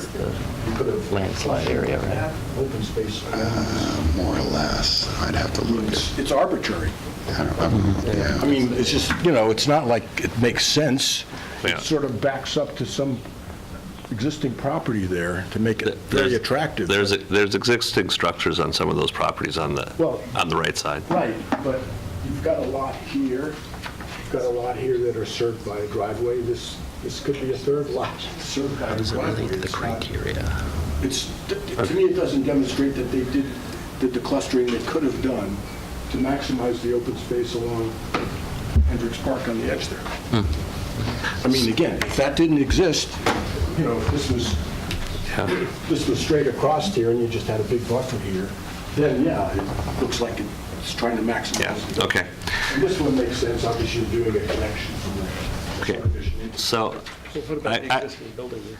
I have a question, Existing Nick. building there? No, here. So I'm looking at, I guess it's a different, Just would create a different lot line, Very wide. but, or a different map.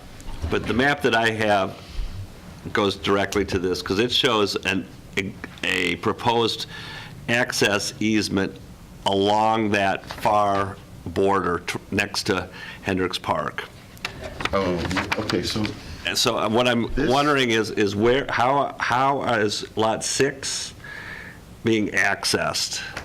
Because that could go to, if the road is pushed in, or if the road is directly next to, It's an old plan. Come from the end. it's Lot 6 now, but I think you're looking. oh, yeah, You're looking right, at okay. previous. So is there going to be a road? No. The access road that I'm looking at on this map is gone? Okay, that was my It was concern. updated. Yeah, that was Yeah. my concern, so, Yeah, for clarity, this went through multiple iterations. yeah, And exactly. So I just want to make sure we're all looking at the same maps. Multiple lots.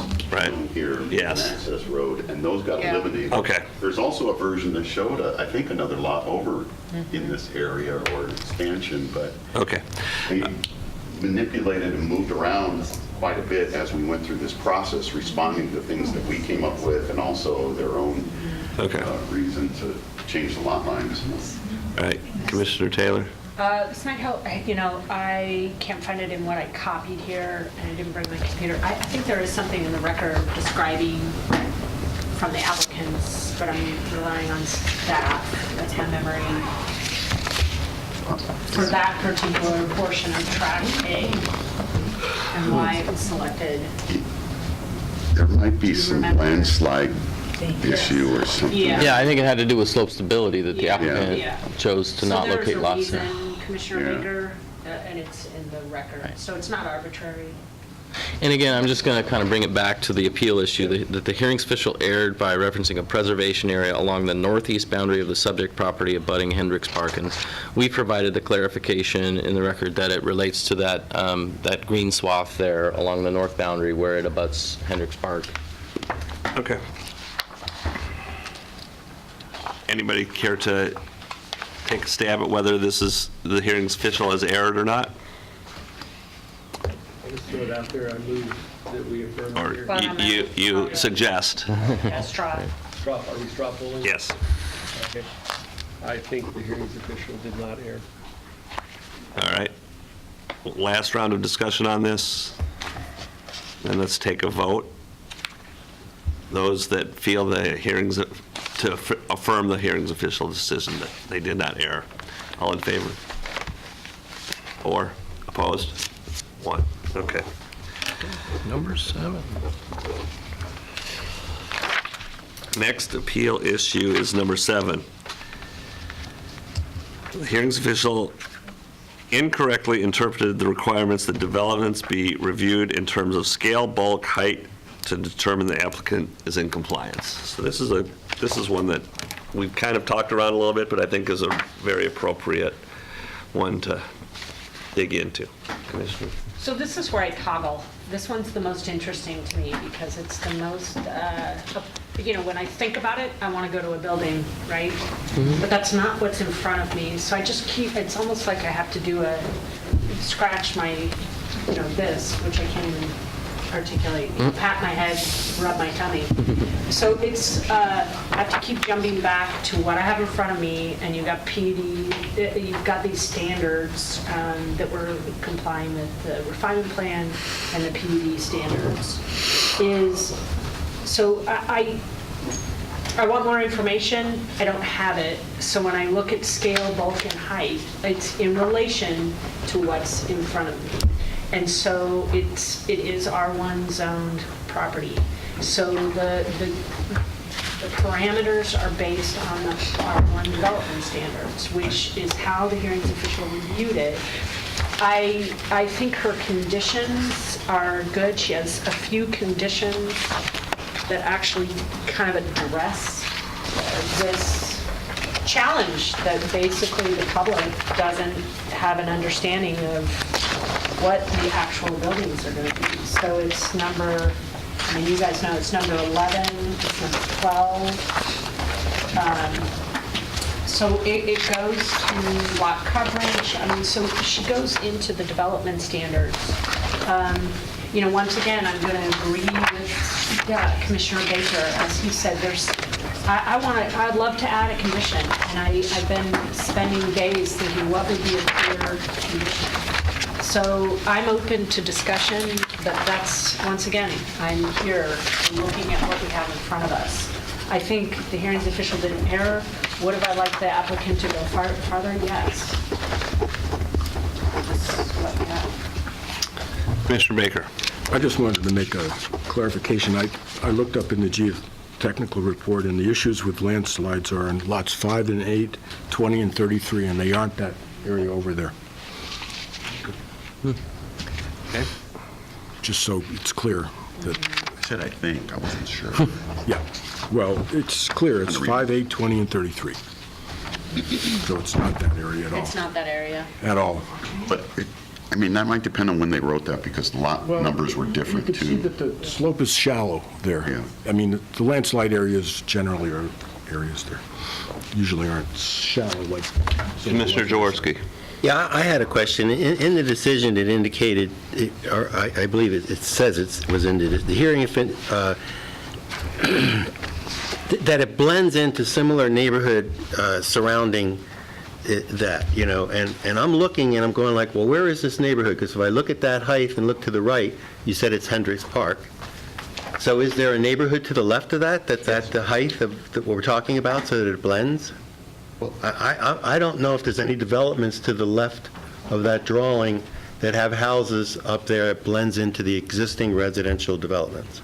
So there are houses all along here, going up Cresta de Ruta. There's several houses right here that are not part of the development already built. There's houses down here and along this hillside as you come up Capitol Drive, so. Yes, Okay, thank you. there are several lots that are not developed, so I'll add that in that area. Any other comments on here, Appeal Issue 7?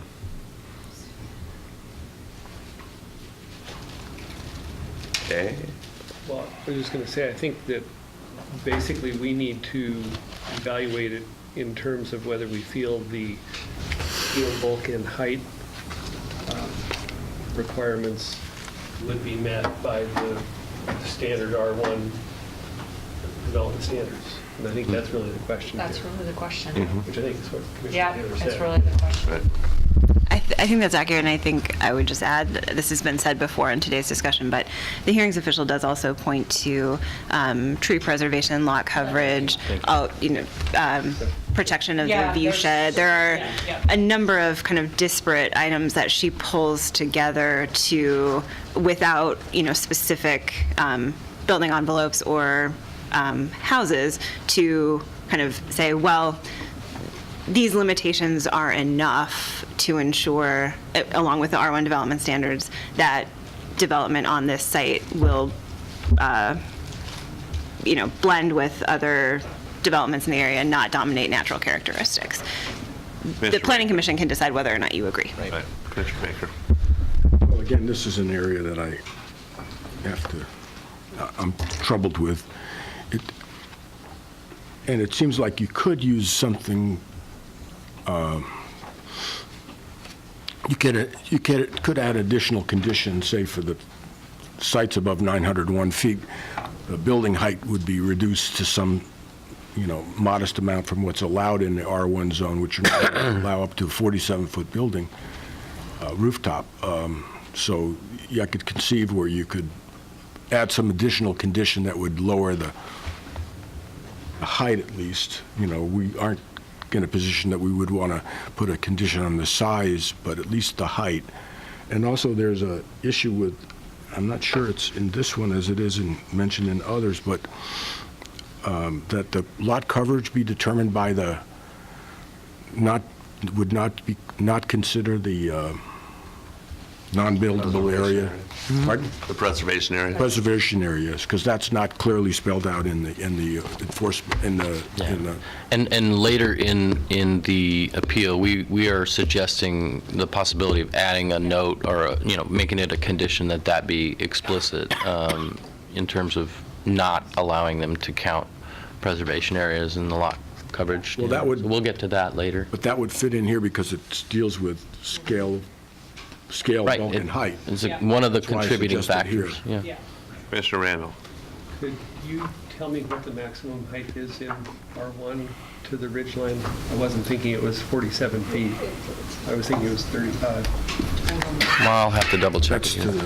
that's Is the, it to the center of the table? I thought we had changed it. So it's to the 30, ridge. it's 30 feet, but then you have, 7 feet for a roof Slope. pitch of a certain Yeah. steepness, I think 612. and then you have So 37. the elevation, you have an elevation. That thing sounds right. Could take effect, that would, Yeah, you so measure it it's, from the high. it's 30 feet in R1, and then it's qualified by the allowance later under the special development standards. Let's see. An additional 7 feet of building height is allowed for roof slopes of 6 to 12 or steeper in R1,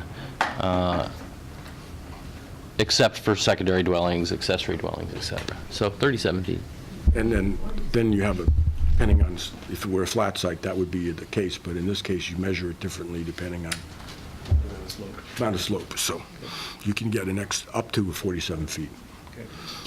So I would just say again to the commission, I feel like a little bit of a broken record, but if you are considering imposing a condition, just again, staff would ask, A, that you relate it back to the approval criterion and why you believe the approval criterion is not met, and then also as much specificity with regard to the condition that you would like as possible so that staff can bring you something back at the next meeting.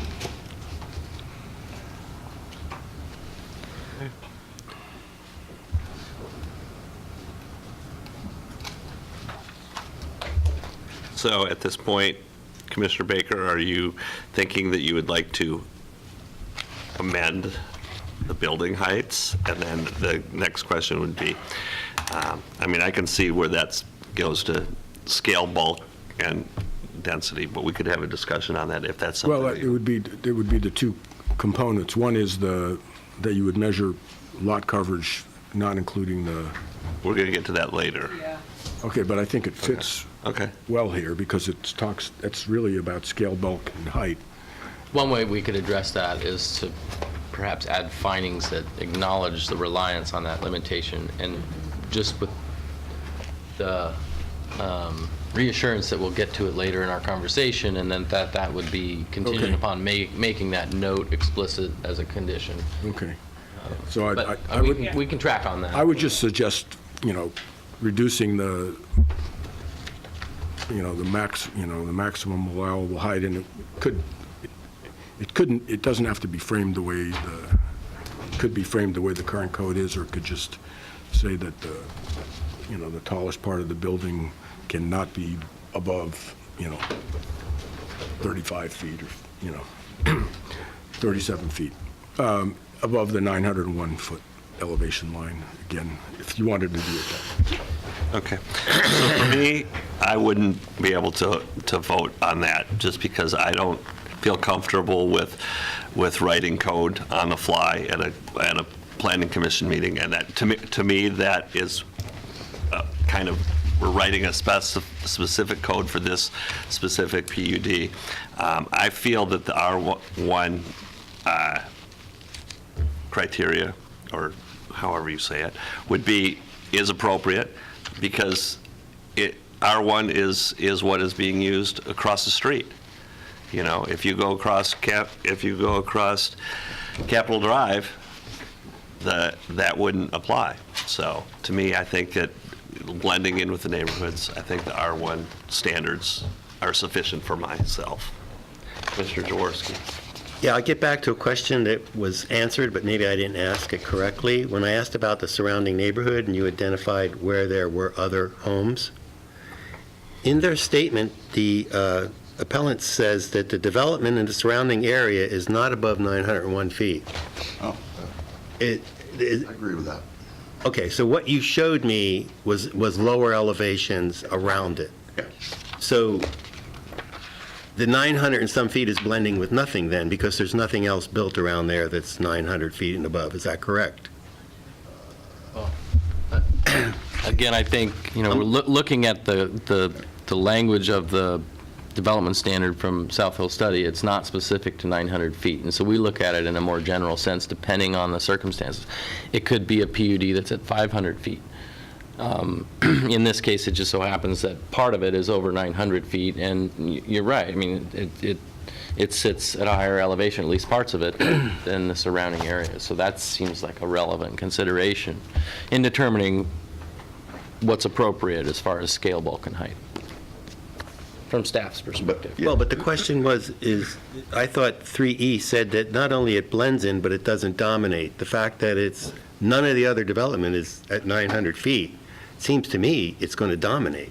Is that not correct? Yeah, you're... And how can it say it's meeting the criteria if in fact it does dominate? Well, I'm not agreeing with whether it dominates. That's for the commission to interpret, but I'm agreeing with the fact that the development standard in the South Hill Study includes such language. And I can pull it up here to make sure we're talking about full language of it. It was paraphrased in the text for staff's response. So. Mr. Taylor, did you have your hand up? I'm gonna leave.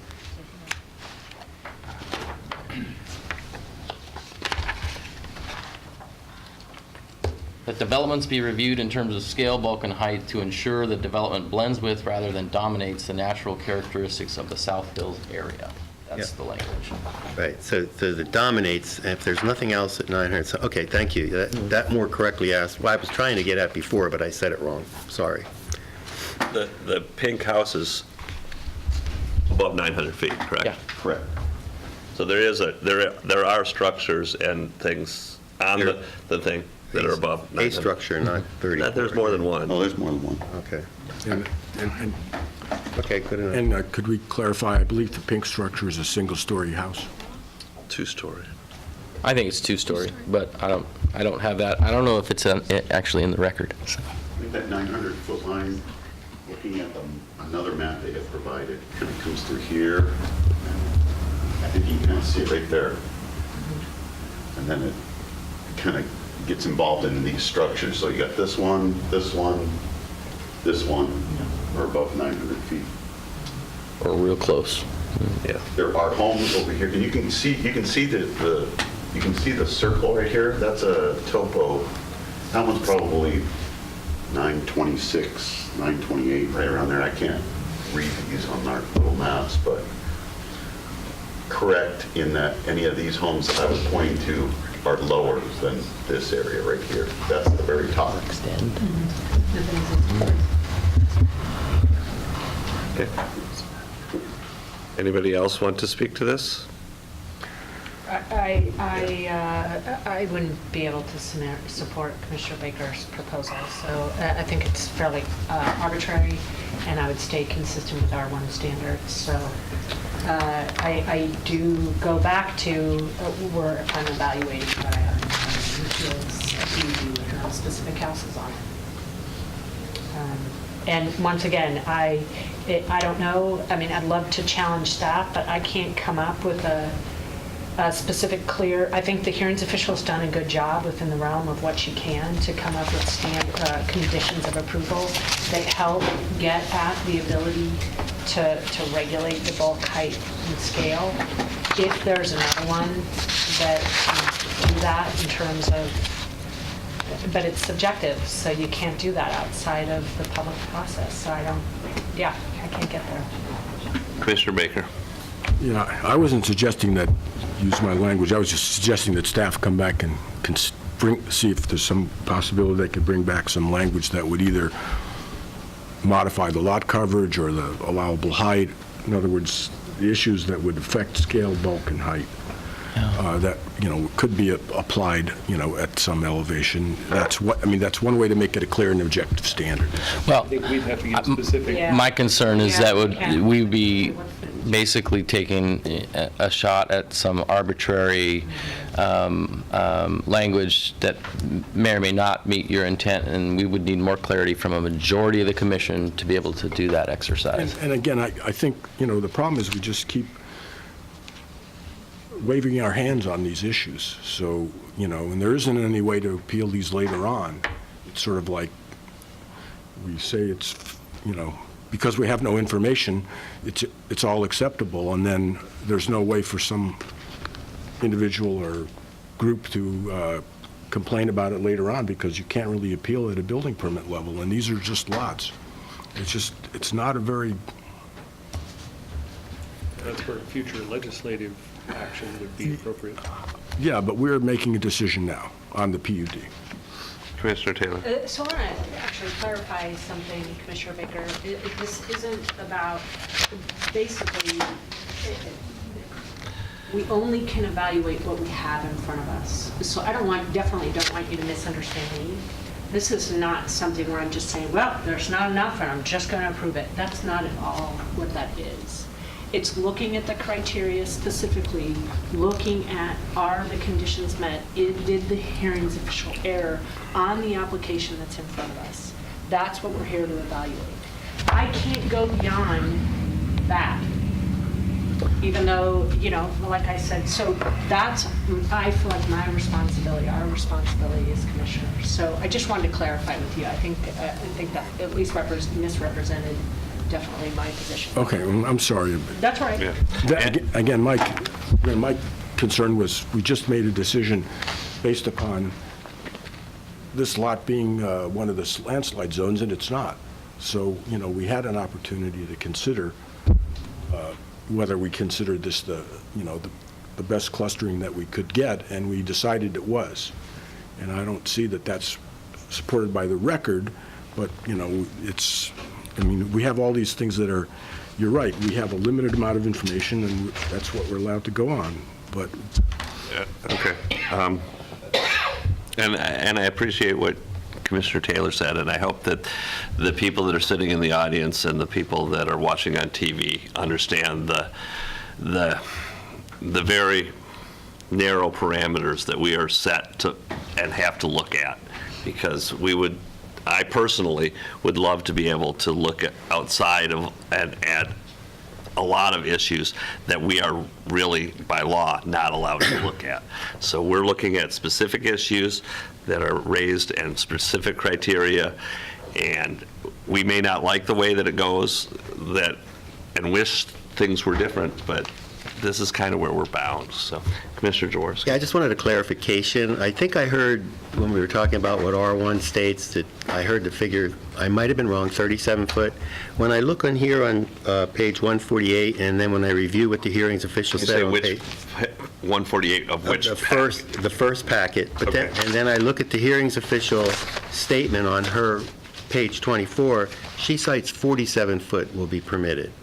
So what is correct, the 47 or the 37?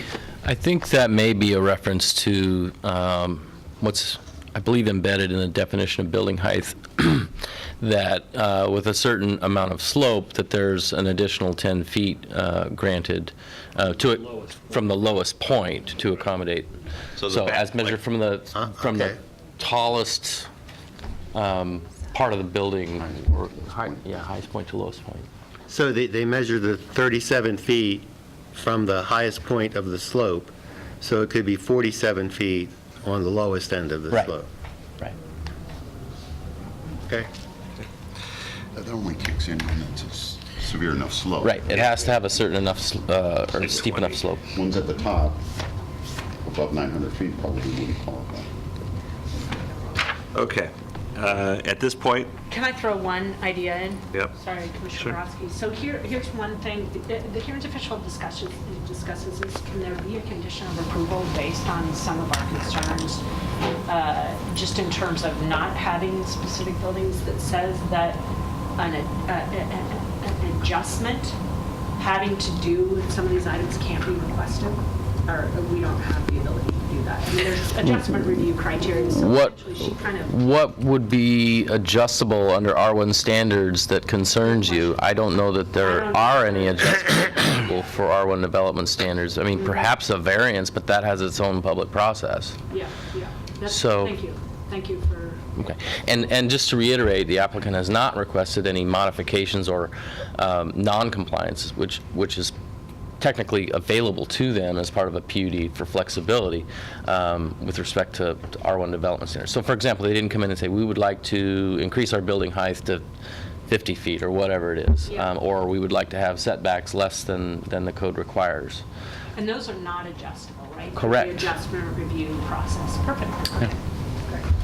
All right, at this point, can we get a sense of the commission's whether or not the hearings official erred on appeal issue 7? We're fine. We've been affirmed. Yeah, affirming the hearings official. And 4-1. Okay. All right, we are at 121. Let's shoot for hearings official, or number 8. Adherence with compliance with standard EC 9.6303-G.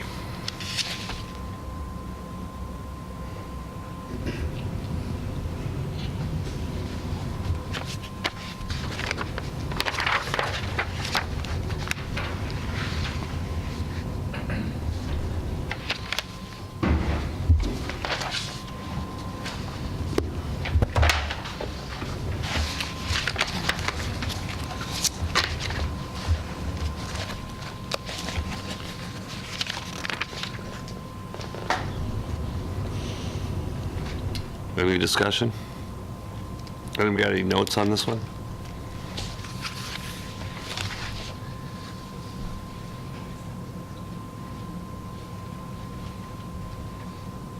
I did, but some of our prior discussion clarified my concerns. And I guess that's what I was going to say. I think we've kind of covered these already.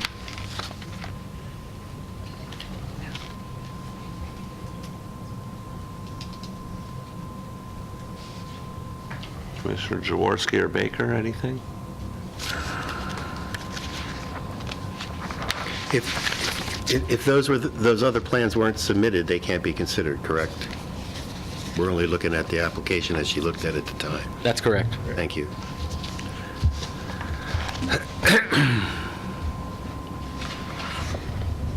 Commissioner Baker? Yeah, I agree with Commissioner Jaworski. The only thing is I'm not completely content with some of the wording of the hearings officer regarding this one.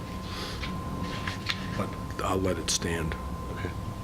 So, hearing not a lot of discussion on this, is it the will of the body that we affirm this appeal issue? All those in favor? 5-0.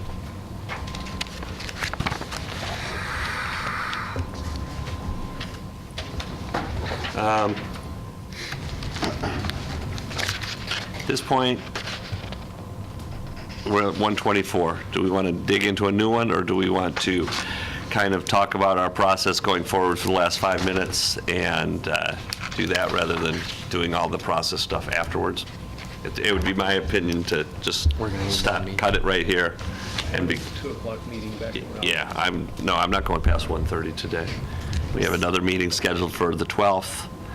So I apologize. Usually I think it would be Alyssa who's right. leading this part of the discussion, and I don't want to step on toes. So Gabe, Nick, Janessa, please feel free to jump in. But just as a process check, it appears to me that you still have 9 to 20 some appeal issues left. Right. You have one additional meeting scheduled. And that would, assuming that you could get through all of the remaining appeal issues in that meeting, you would also need to adopt the final order, and it will be difficult for staff to provide you with a draft final order without having heard your discussion on those appeal issues. So for all of those reasons, it appears to me that it would be prudent to try to schedule another meeting. I don't know what your schedule looks like between now and, is it the 14th? The 14th, be the deadline. Okay, so the 14th is, or the 12th is a Tuesday. We're going Tuesday evening. I would say that we need to go Tuesday evening till we're done. So whether it's a 2-hour meeting or until we're done is what we need to do on this. And it's evening? And it's evening. 30 starts at 5:30. Starts at 5:30, and we'll adjourn at 5:45. A little levity, hopefully. No, do through that. And then you're saying we would have to come back to approve the final order, either I think yes. the I next mean, day or the that Thursday. I know that previously there have been situations where staff has sort of tried to amend on the fly, but this is so much material, I just no. don't think that's possible. So, yes, another meeting either Wednesday or Thursday to come back and approve the final order. Okay, so I don't know if everybody has their calendars out. That works for me. I just wanted to say, yeah, I can do that. And I will just say from staff's perspective, if it works for the commission to meet on Thursday, that probably is helpful to staff just to give them a little bit more time to draft that final order. And just for clarification, is it 5 o'clock Thursday, or is it? We haven't, well, you mean in terms of the absolute deadline? Drop. I would assume it'd be midnight on the 120th day, but I'm just looking at day or night meetings is what I'm asking you. not ideal, but, No, I just, I mean, there may be opportunities to schedule additional meetings between today and The 12th as and well. the 12th as well. I mean, we could, for example, send out a poll, but it would be good to get a sense, because it's been difficult to get a quorum, make sure that everyone that wants to participate can be here. And so, so maybe Looking at maybe the we look at 11th, the maybe- Monday. yeah. The Monday, The Monday, the 10th, I can meet. it would be the 11th. 11th. Oh, I'm sorry, Monday, the 11th? Tuesday. No, We're already meeting So Tuesday. we inserted Monday the 11th before our Tuesday the 12th. It really makes the most sense to me, considering, staff's charge to capture your direction and write it up and Yeah. get that done by the 14th. Yeah, Monday, the 11th, I can meet in the afternoon, but not the evening. okay? Just, I don't know what everybody Well, else is. I have a problem with Monday. Tuesday is fine, because that's when we're meeting, but And Monday at 5 is the sounding board. Yes, sounding board. That's For the what? Moving ahead, Sunday. sounding board. And if we can't schedule an additional time, I guess, we stick with the 12th and go till we're done. Or 2 meetings on the 12th, Well, someone. Earlier in the day. early in the day, as possible. On the 12th? I don't know. It depends on your schedule. We're still going to have you come back with the draft order. I know. You're not going to be able to draft. Right, we'd be adding a meeting on the 14th as well. Right. And I guess, Oh, so your suggestion is 2 additional meetings? no, I think he's suggesting that we go the 12th until we're done. Yeah, that's Come what back on the 14th for what hopefully is just a short meeting to to Right. affirm. affirm, and That's one option. I know we've done that before as well. Is there a particular time on the 14th we can get agreement about at the table, or should we follow up with the poll? I mean, we will need a meeting on the 14th. I'm available. I'm available on the 14th, pretty much anytime. I'm not available in the evening. Okay. yeah, I'm I don't have available my all calendar day in front of me, so I otherwise. have to. Okay. Sure. Daytime on the 14th. We'll find a time. Daytime 14th. Okay. And as long as there are 4 of commissioners here, that you'd have a quorum. Yep.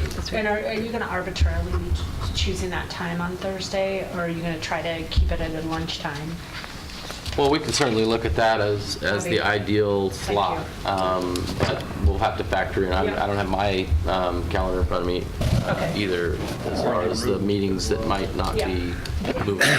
We'll make In the room, arrangements to yeah. make sure this happens. Okay, perfect. Are we still meeting on the 12th at 5:30, or? Yes. And just for commissioners' that's an open-ended meeting as far as I'm concerned. So bring your sleeping bag. Until we get through 30, And your notes. item number 31, and for staff, and interested parties too. We're gonna stay Tuesday until we've hit all 31 of these issues and come to a resolution so that we can meet our deadlines. Anything else at this point? The only thing, well, no, that's fine. We can close it up. Thank you.